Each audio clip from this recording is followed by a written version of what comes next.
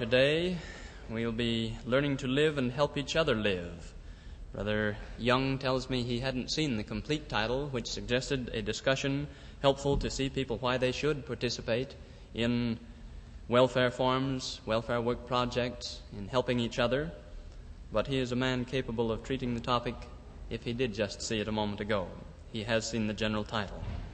We wish Elder Young to know this morning that inasmuch as he is one of our general authorities, we have perfect confidence that anything he says, either appertaining to this topic as suggested or related thereunto, or anything else that the Spirit of the Lord directs him to say, we shall be most happy and proud to have him say and to have him with us to give.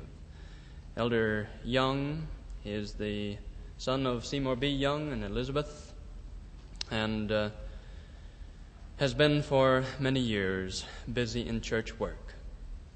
He has been since 1941, as you know, an assistant to the Quorum of 12. Part of his welfare experience has been here in our own Utah region as welfare chairman of the old central Utah region, which has now grown and been divided into several regions. He has been active, of course, likewise in civic activities, and many of you folks of Utah County know of him in his business relationship. We are most happy to have you with us, Elder Young, and we'll turn the time over to you.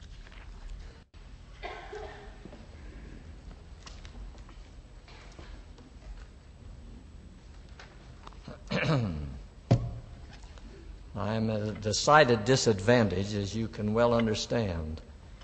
Brother Longden was assigned to this meeting, but he was called out of town because of conditions over which he could not exercise any control.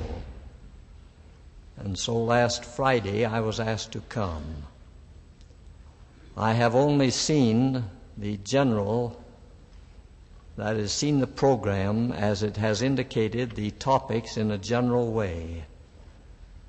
And so, as I talk to you today, you may not hear any more of the subject. Brother Rasmussen has announced it, and that may be the end of it, as far as I'm concerned. Whatever it may be, I'm grateful to be here, and I hope that we may have the Spirit of the Lord in our meeting, and I hope, too, that you people will feel free to ask any questions. I was in hopes that we could be right down here. Personally, I don't like these elevated platforms. I know it's necessary for a large auditorium, but when we're in a discussion, we're better off if we're right close together.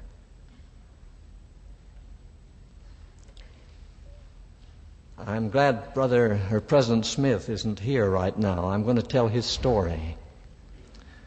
And I feel a little bit like that this morning. President Smith, when he was younger and before he was called into the 12, and I think this story is a classic, was called to the office one day by his father. His father was, as you know, was President Joseph F. Smith. An assignment had been made to Brother B.H. Roberts, who was very popular throughout the church. He was one of the great speakers of his time. He had been assigned to attend a conference, and at the last moment he couldn't go. So President Smith, scouting around, could find no one of the brethren who could go because they were all assigned elsewhere. So he called his son, Joseph Fielding, to the office and asked him would he go to this conference representing the general authorities. And Brother Smith said to his father, he said, "Father, I'm not one of the authorities. That would be out of place." And his father said, "Well, Joseph, it isn't out of place if I send you." "Very well," said President Smith, or Brother Joseph Fielding, "I'll go." So he went. And when he landed at the station, the stake president met him and shook hands with him, said he was glad to see him. But he said, "Why didn't Brother Roberts come?" And Brother Smith explained that he had another assignment, that there was something had arisen that he couldn't come, and so he was there in his place. And the stake president said, "Well, I could bawl." And Brother Joseph Fielding said, "So could I."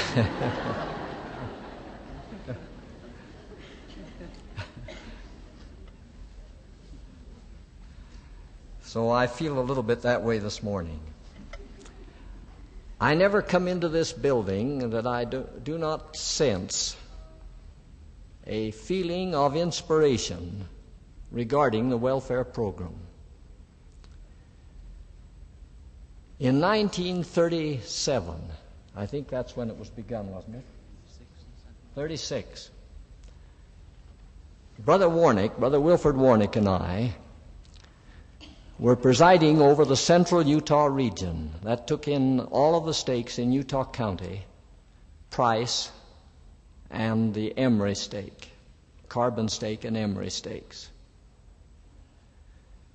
Brother Warnick and I, being the chairman and vice chairman respectively, were called to Salt Lake City to meet with the Welfare Committee. It was the year that President Harris left to fulfill a European assignment in the Near East. And he was leaving that night. And he met with us in this meeting. The brethren had notified him to be there. It was during the Depression, and people were out of work and were having a struggle. And only you people who have gone through the Depression can realize now what I'm talking about. It was a serious situation. People didn't know where their next meal was coming from in many instances.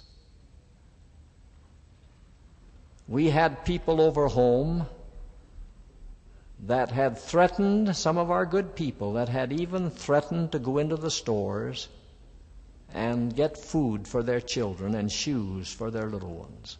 That's how acute it was. And try as we would, it was difficult to appease anyone who was in distress. The Federal Land Bank was threatening foreclosure on farms everywhere.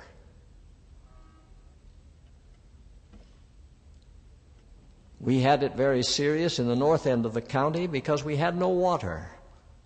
We had a drought in 34 and 35, the like of which we hadn't had before, nor we haven't had since.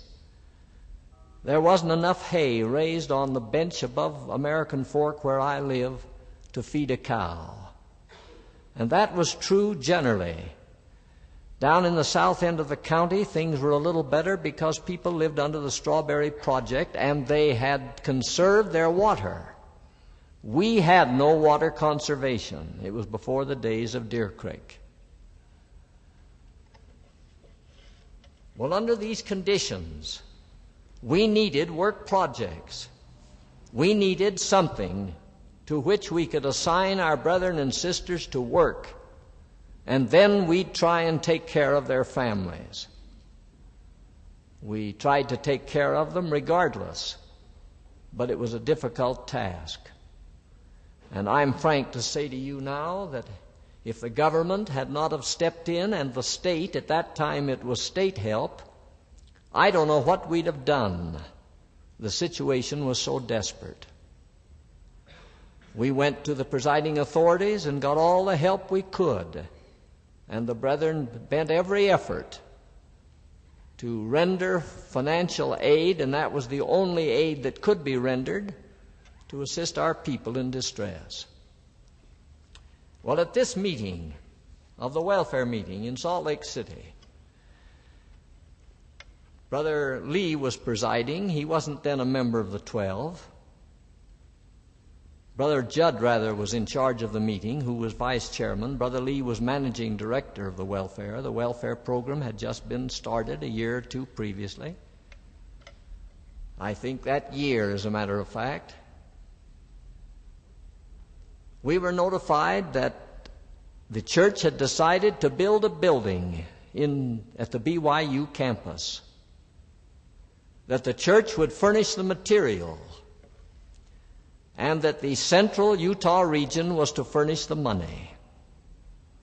I mean the labor. Brother Whiteman will remember something about it, although I believe at the time President Taylor was president of the stake. I'm not sure. Is that correct? You'd just gone in. Well, we were at our wits' ends. Here was projected a $250,000 building, and we were to furnish the labor in Utah counties and what we could get from Carbon and Emery counties. Well, Brother Warnick and I went out of that building. Brother Wilford Warnick, and I pay tribute to him, he's gone now, with a feeling of almost desperation. Neither of us had ever refused to do anything the church had assigned, and yet here was a problem, a proposition that we felt could not be met. We got in the car and we started for home. I said to Brother Warnick, "Wilford, what are we going to do?" And I'll never forget his answer.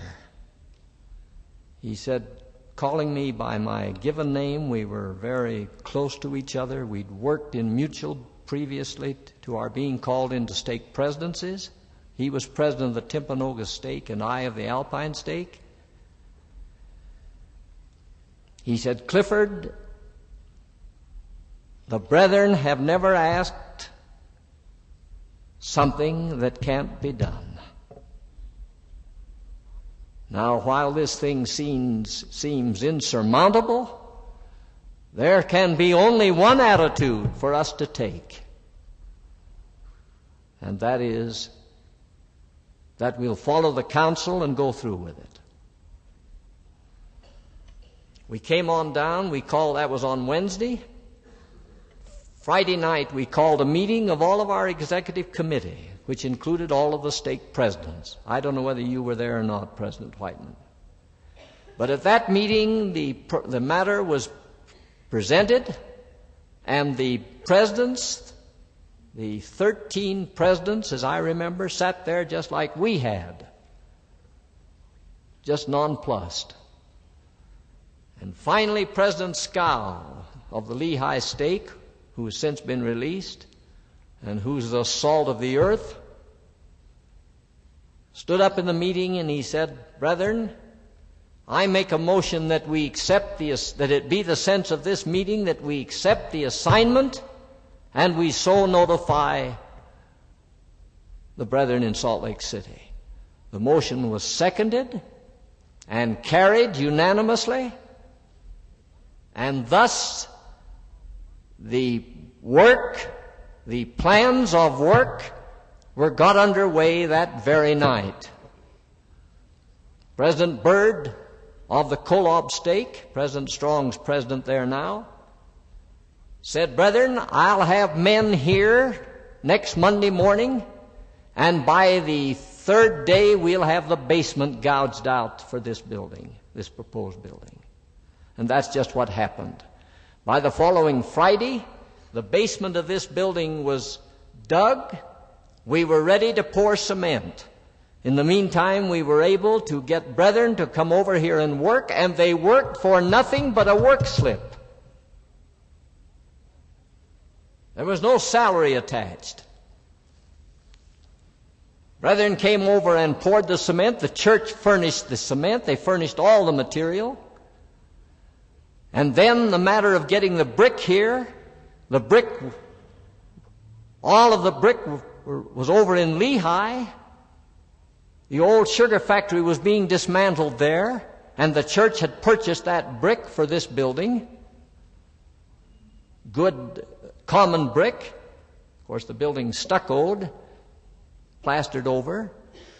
But under that are the brick from the old Lehigh sugar factory. These brick were hauled all under the welfare program. Men volunteered their trucks. We paid the gas bill. We paid for any blowout tires that might arise, and we had a lot of them because the trucks were old. But we got every brick over here for this building.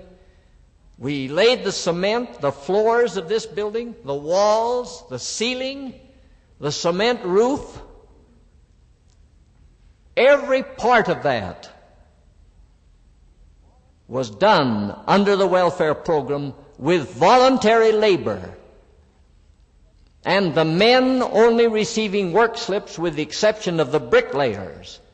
In the meantime, the government had undertaken some of its projects. There was a movement on foot then for gainful occupation, and we were losing some of the masons. And we had to compromise by paying these voluntary masons part cash and part commodities. But with these exceptions, every bit of labor for the basement, for the cement, and for the brick and the roof of this building was done under the welfare program and as a welfare project with voluntary labor during the work. Later on, as I say, and I may say this in passing, some of the brethren of the BY faculty became impatient. They needed the building badly. They thought the building should be completed by fall. The only thing we could say to them, the building, if it's going to be built welfare way, it may take 10 years. It took 40 years to build the Salt Lake Temple, and that was built the welfare way.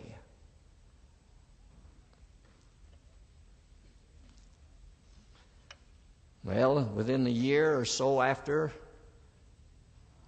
there began these government projects, WPA and PWA, and there was some government building going on.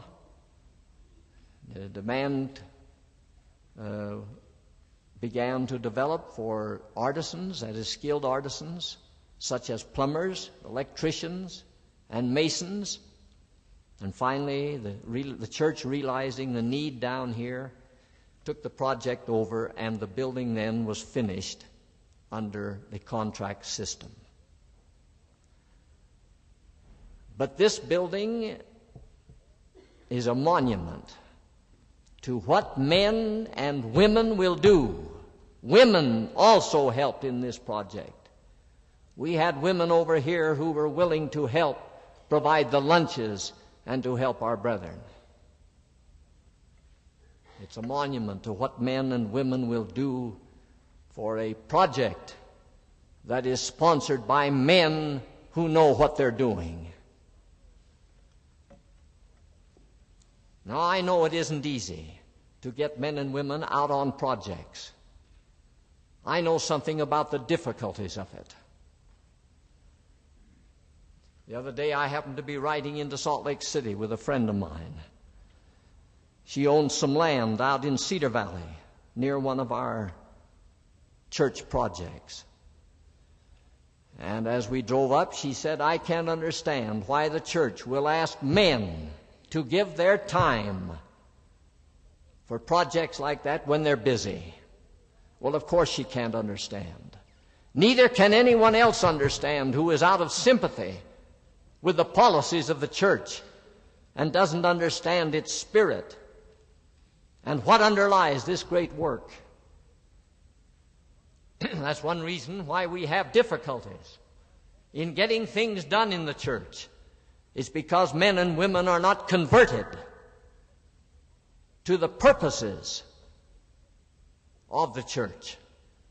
You say that to some of our brethren and sisters, and they'll take exception because they claim that they are Latter-day Saints, and they are for all intents and purposes. But when it comes to the test, and that's what the welfare program actually does, it puts us to the test, then sometimes we waver. And that has been one of the difficulties that we have experienced in our welfare work.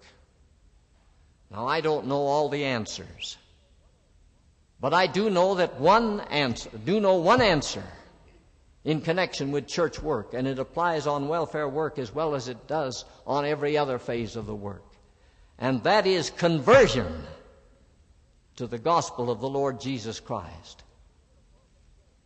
Conversion to the divine mission of the prophet Joseph. Conversion to the fact that the leaders of this church know what they're doing and where they're going. We hear a lot of complaints nowadays about so many ranches and farms in connection with the stakes. It isn't my purpose today to discuss what these ranches and these farms will ultimately do, but I just suggest this in passing. Have you ever thought of the blessing that may come to our people if and when we have another depression? And we're not immune to depressions. Each stake is able to stand on its own and is able to provide for all of its people. That's what we hope to do, and it's the Lord's way of doing things. I know it seems difficult now. You good sisters, however, are setting an example to the brethren of this church.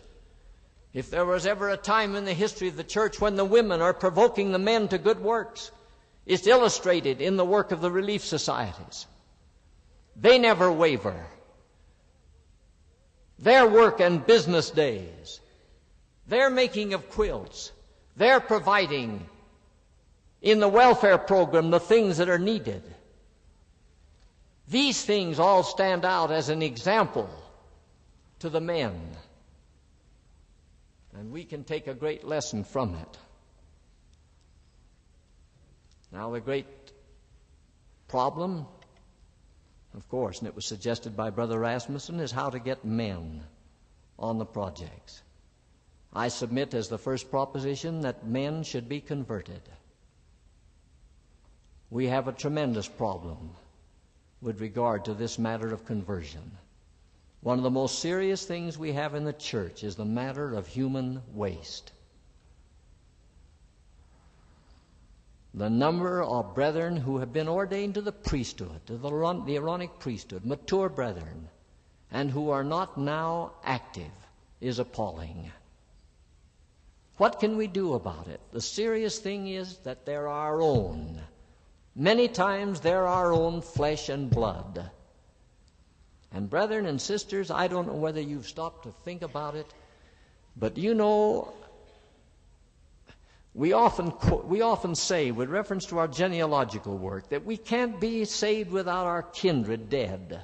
We cannot be saved without our kindred living. And sometimes we overlook that. And that's why the problem becomes so serious. The need of conversion of those who are inactive and who perchance are out of the church.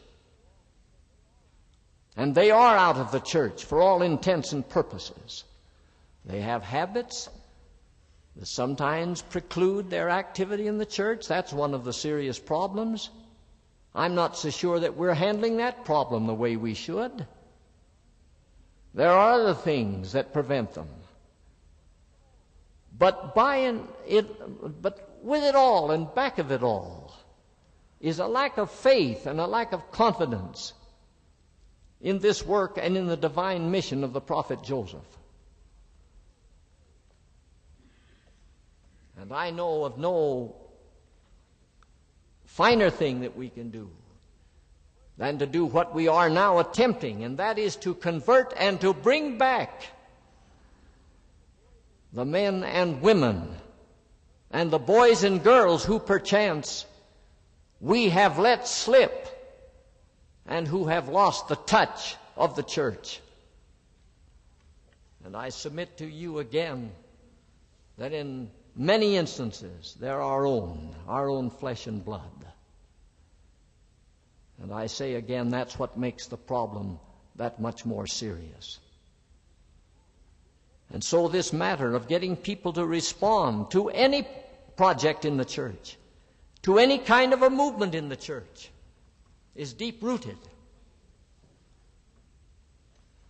The lovely thing about it, however, is this, that in spite of it all, not because of it, but in spite of it all, the work is going forward by leaps and bounds. And of course, that's another evidence of its divinity. If we were dependent upon the delinquency in the church, if we were dependent upon the waste in the church, if we were dependent upon the lack of interest, we would fail in accomplishing the purposes of the Almighty. But there have always been enough in the membership of the church who would not turn back, who never wavered in their trust and in the responsibilities that they assumed in being members of the church. And it's because of that that we've been able to go forward and accomplish the things that we do. And that's just the way the thing is working out in the welfare program. It sometimes is irritating to see a good bishop or a stake president having to go down on a farm and perhaps do the major part of the work. That sometimes happens. It happens too frequently. But thank God we have men of that type, and men who do not measure the hours, but rather who are dedicated to the upbuilding of the church and kingdom of God. And it's these fine examples that are set by these men and by the women of the church that make possible the carrying out of these great projects. Someday men and women will respond. They'll respond liberally throughout the church. Now, I'm not unmindful of the fact that we have now excellent response. When we begin a project, it's undertaken with a lot of enthusiasm. You know, when we began this building, we had a lot of men come over here the Monday morning we started. But 2 weeks from then, it was a different story. Men began to talk it over. They began to mill over in their minds what they were doing. We even had 2 of our masons go down here and complain to the union. And then we have the union on our necks. You see, it's the continuity of the thing that is difficult to preserve. And we have that sometimes on our welfare projects. A stake will buy a farm, and then the brethren will respond with enthusiasm and with spirit, and then by and by that spirit and enthusiasm will wink out. That's the unfortunate thing. And it takes leadership of the highest order to keep all of us imbued with the spirit of the work that we have in hand and of the assignments that are made. And it comes right back again to that spirit of loyalty that is so necessary in the Church of Christ. An interesting thing, brethren and sisters, in connection with this work, and it applies to all the work of the church. We need sometimes to go away, to be recharged. We need sometimes to see what other people are doing. It was my good fortune recently to tour the California mission. We're building 7 new chapels in that mission. And I don't know of an exception. I think without exception, they're all being built under the welfare program. That is, they're all being built as a welfare project. The brethren in the branches and the sisters are volunteering their labor. Now, when it comes to expert labor, such as electricians and plumbing, we have had to go out and pay for it, just as we did in this building. But even in cases like that, men and women are giving of their time, and they're giving the material at cost, selling the material at cost. It's an inspiration, and that is going on all over the church. Men and women are imbued with the spirit of building up the church and kingdom. And whether it's on a farm project or a church project, it's all of the same spirit, and it's all of the same caliber of work. Now, there's one phase of it that we mustn't overlook, and that's the thing that it seems to me that we many times fail. A man may work on a project, but what happens when the day comes that he's in distress? Where are we? Are we at the crossroads? That's the weak point, as I see it, in our great program, even with all of the delinquencies of which I've spoken, the need of conversion of which I've spoken. All of that's important. But the great point of it all is this, and that worries me as much as anything. Supposing the day comes when I can't work, is the bishop going to be there? Is the bishop going to come to me? Are the Relief Society teachers going to come into my home? Maybe without asking, but by their keen observation.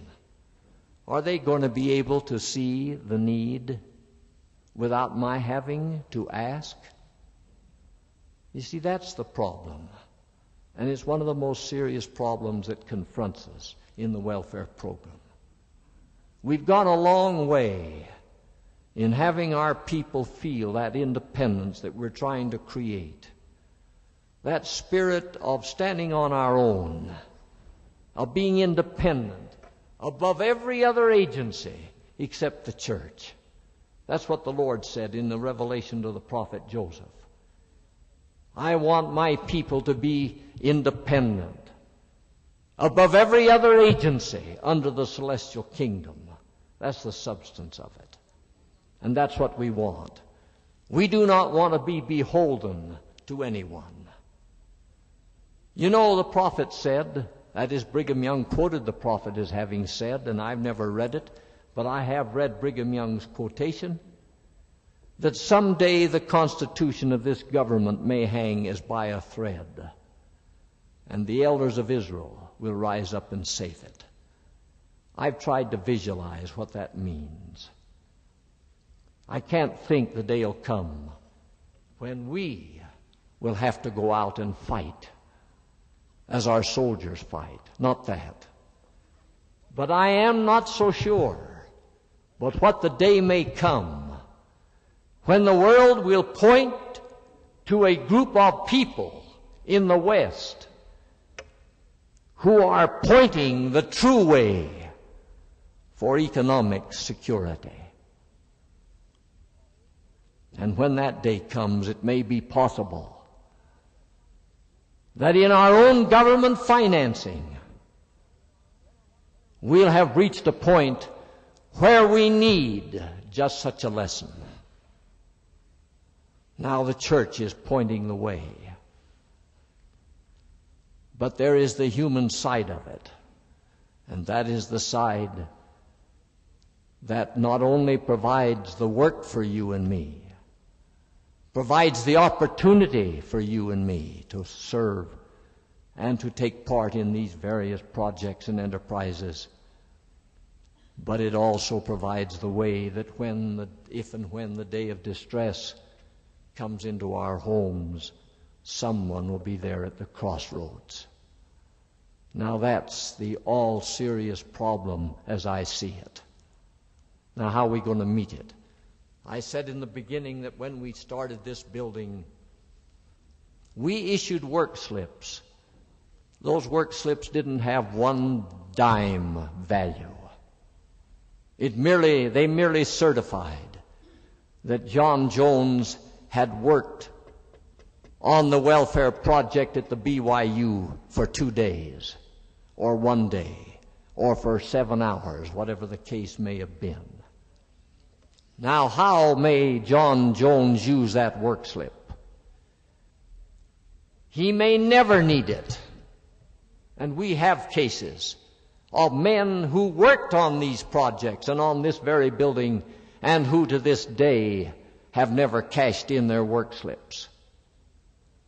But if the day comes when they do need it, then they have entree to their bishop, and they can go with their heads up and say, "Bishop, the day has come when I need your help and your counsel." And the bishop, knowing of the faithfulness of this person, will recognize the need and will sit down and discuss with him his problem and help him find the way to solve it. And if there is any immediate need of food or clothing, the bishop will take care of that. Now, that's the way this program works, and we can do that with our heads up if we as leaders are at the crossroads. Now, that all not only applies to the men in this church and the men holding the priesthood and responsibilities, but it applies to the women in this church as well. Now, I don't want to be misunderstood about the grand work of the Relief Society. But one of the major projects of you women who work in the relief societies is to see to it as you go into the homes that you understand what the situation is there. You may not ask any questions, but with the spirit of discernment and the spirit of your calling, you can detect whether there's distress or not. If there was ever a time when we need to have a discerning spirit and understanding, it's now. We've been living in lush times the last few years, and we've become complacent. And in many instances, we've overlooked the great responsibilities that are ours. I'm not a pessimist, nor a calamity seeker. But I say to you, my brethren and sisters,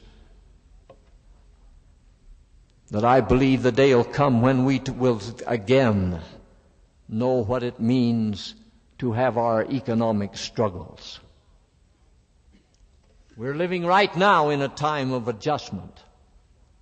It's slowly creeping up on us, whether we will or not. We've had lush times. We had lush times after the First World War. And it was not until 1929, 10 years after, that we began to feel its impact. And we may go along longer than 10 years before we'll feel the impact of the spending of the last war and the spending of this present war, because we're engaged in a war now.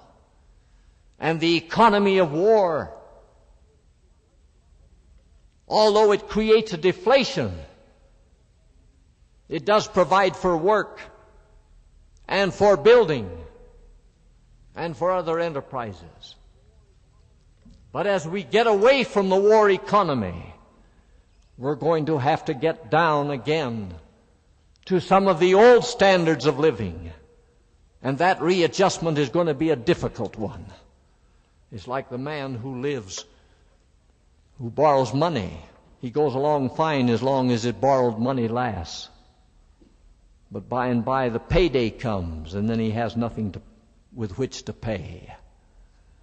And that's the way it's going to affect us if we're not careful and not on our guard. Now, I recognize that our leaders are doing everything in their power to forestall, but there are some things that we cannot forestall because the masses are responsible.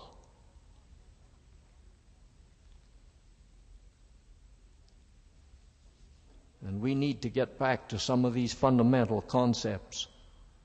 And we need to do it now. And if we've been spending more than we should, we need to curtail in that spending. It's a time when if we can't afford a television, we shouldn't buy it.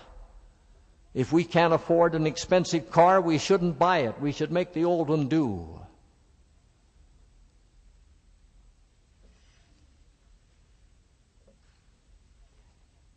Now, I said I don't want to talk calamity. But I say to you, my brethren and sisters, that the day will come when we'll again have to make a readjustment. I hope it'll never be as serious as the former one.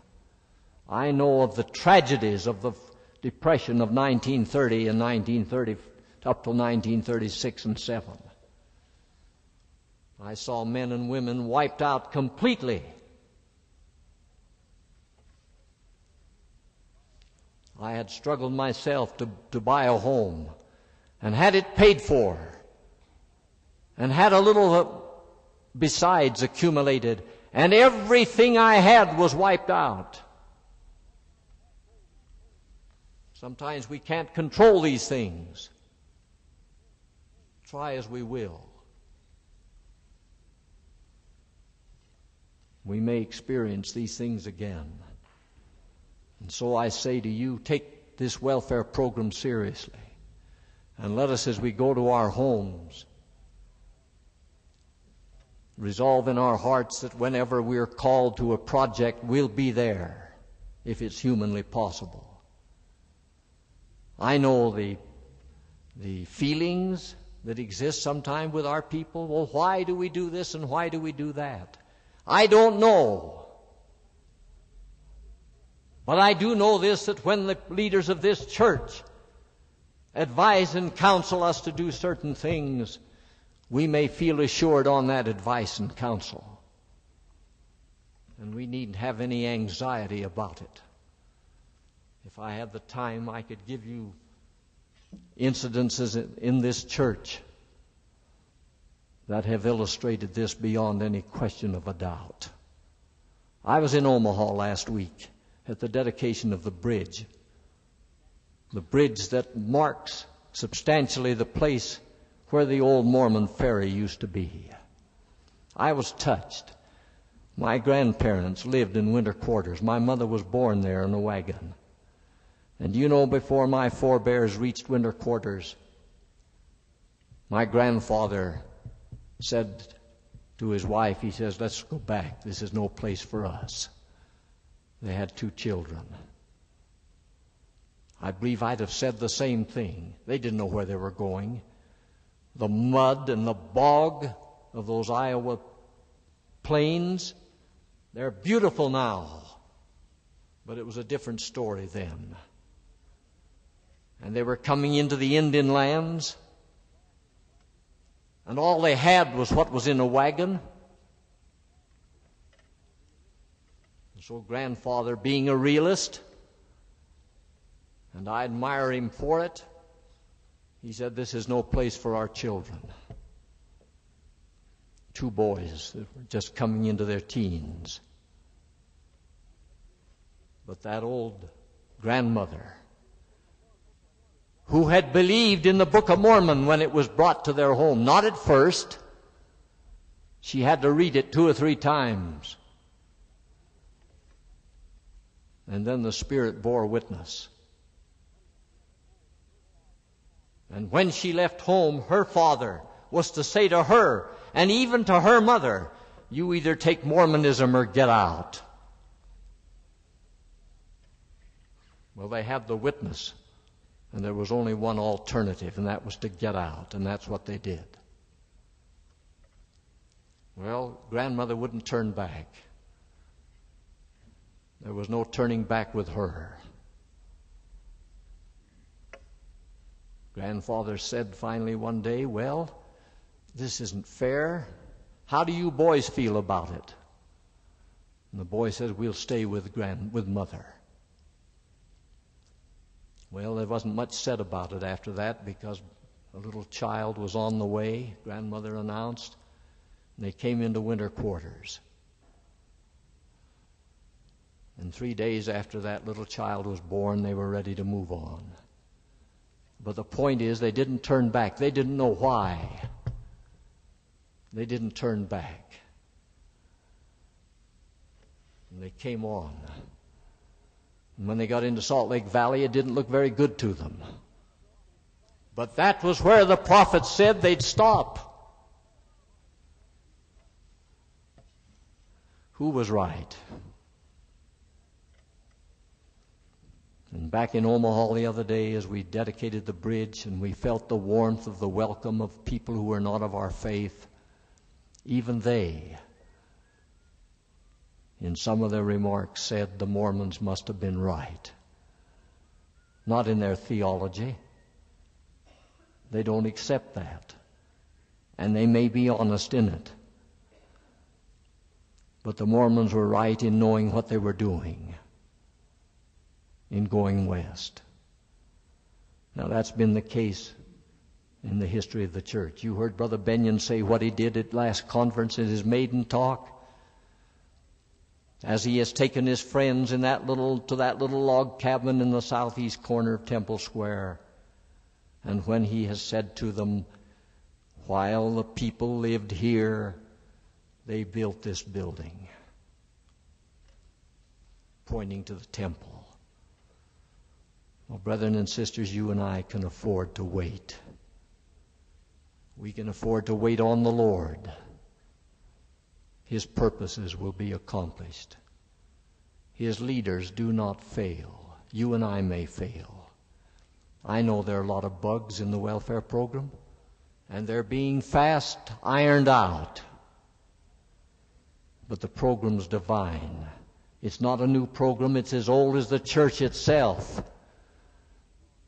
We have only taken on an additional implementation to meet the increased population and the economic needs and necessities that have developed over the years. That's all.